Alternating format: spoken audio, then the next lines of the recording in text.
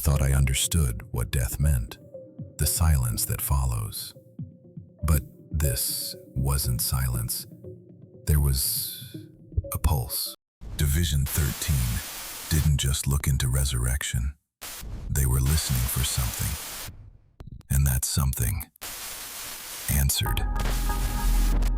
They called it the Lazarus Directive, a project so buried that even its name was forbidden. This file is what they tried to forget. Let me show you what they brought back.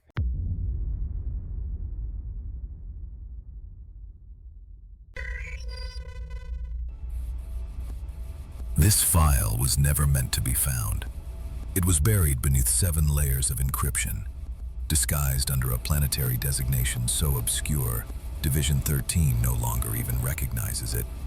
They called it Lazarus, not as metaphor, but as intent, a directive, not concerned with resurrection of the body, but with retrieving something far more fragile. Consciousness. One name surfaced, the only name they failed to redact. Theophan. No confirmed records, no lineage, no reliable date of origin. And yet, the signal's signature matched something ancient. They weren't searching through flesh or blood.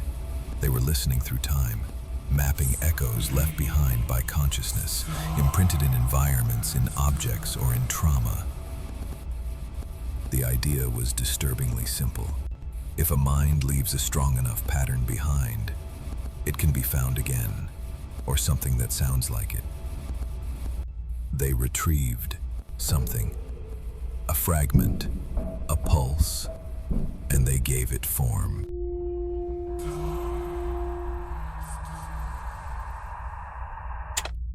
When people hear the word resurrection, they picture flesh reforming, breath returning, a body opening its eyes. That's not what happened here. There was no pulse, no breath, no heartbeat waiting to resume. They weren't resurrected in flesh. They were called back, tethered, like fragments of an old signal struggling to realign. The Lazarus Directive was never about rebuilding bodies. It wasn't biological. It was psychotronic. They used artifacts, ancient, forgotten, deliberately buried, not for what they were, but for what they held. Each one acted as a resonance anchor, a psychic conduit. The right material, exposed to the right frequency, would respond. It would pulse, and that pulse became a beacon. What they pulled wasn't memory. It was imprint. Consciousness reduced to signal, distorted, raw. But that's how they mapped it, how they found the fragments. Not through DNA, through waveform. But this pattern, I've seen it before. Not in a lab, not on Earth. It's not human. On Cyrodon, we cataloged these frequencies centuries ago. They weren't misunderstood, they were feared. We didn't study them, we silenced them. Not because we didn't understand what they were, but because we did.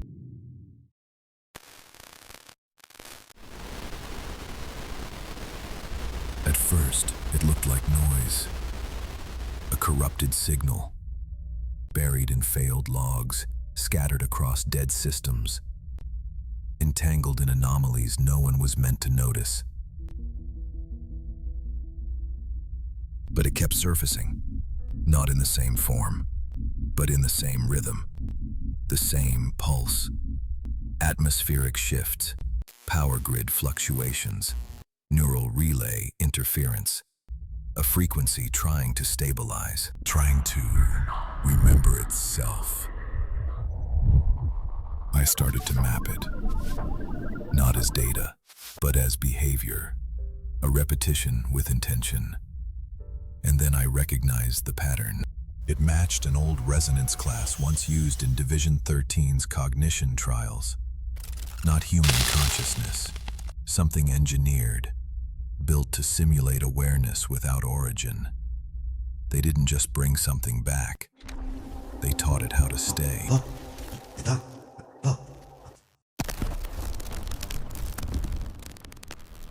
At first, they believed it was stable. The resonance had settled into a loop, predictable, measurable. Containment protocols held, no drift, no external anomalies. But the signal wasn't quiet. It was listening. What they thought was stillness was calculation. It began to shift, not in volume, but in rhythm. Frequencies that echoed back in perfect sync. A kind of call and response, but no one had spoken first. Then the system anomalies began.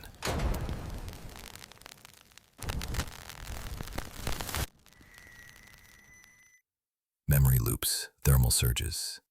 A lab technician spoke words she didn't remember learning. Another blacked out, eyes wide open. They said the subject remained inert. That's what the data showed. But the data was wrong.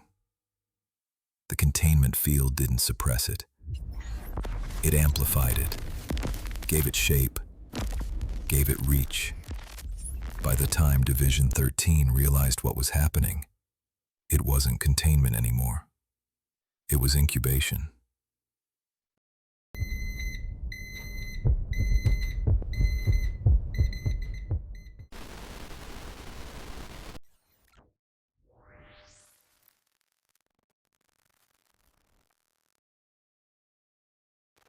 Containment failed. Not in the sense they anticipated, a breach of walls, a loss of physical control. This was quieter. What escaped wasn't a subject, it was a frequency, a thought form unbound. Once resonance reached its apex, the signal propagated, like a memory poured into the world. They tried to seal it, but you can't unring a bell. You can't silence something that now exists everywhere. In field, in fabric, in dream. And those who touched the artifact, they changed. Some began speaking in languages they'd never known. One wrote numbers for 7 hours straight. Division 13 redacted everything, but they couldn't contain the echo. And what frightens me now isn't what it's doing. It's what it remembers. This thing, it's not reacting. It's returning.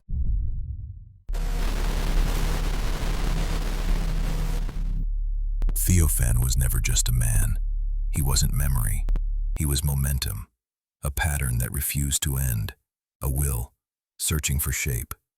What they brought back wasn't a consciousness preserved in time. It was one forged outside of it. He anchors to minds, leaves impressions, but it's not limited to thought. He speaks through systems, rewrites terminals, loops corrupted sequences, until they listen.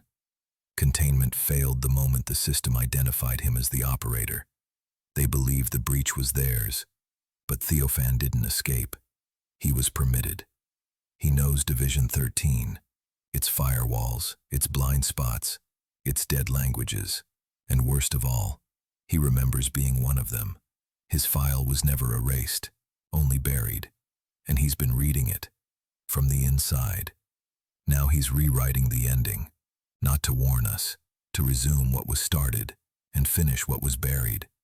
Theophan was never the worst. He was just the first one they woke up.